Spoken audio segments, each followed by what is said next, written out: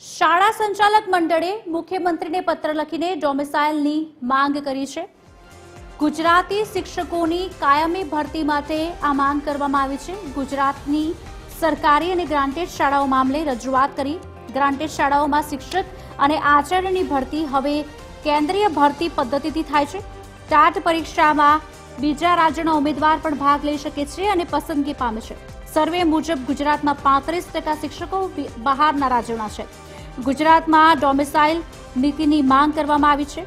રાજસ્થાન, બિહાર, મધ્યપ્રદેશ, હિમાચલ પ્રદેશ અને યુપી જેવા રાજ્યોમાં શિક્ષક ભરતી માટે સ્થાનિક વતની હોવું જરૂરી છે, જ્યારે ગુજરાતી શિક્ષકોને કાયમી નોકરી આપવા માટે ડોમિસાઇલ નીતિ લાગુ કરવી જોઈએ।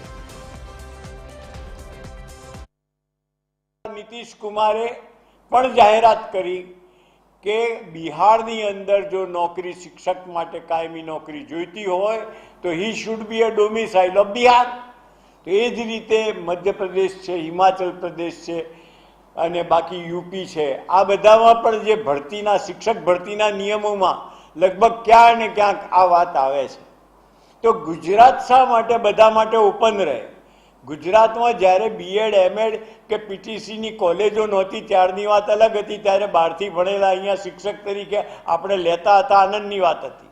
પણ હવે ગુજરાત પાસે પૂરતી તાલીમી કોલેજો છે અને પૂરતા શિક્ષકો બહાર પડે છે ગુજરાતી, તો પછી ગુજરાતમાં પણ ગુજરાતી ડોમિસાઇલને કાયમી નોકરી શિક્ષકની નોકરીમાં રાખવા જોઈએ, એવી રજૂઆત માનનીય ભૂપેન્દ્રભાઈ પટેલ સાહેબને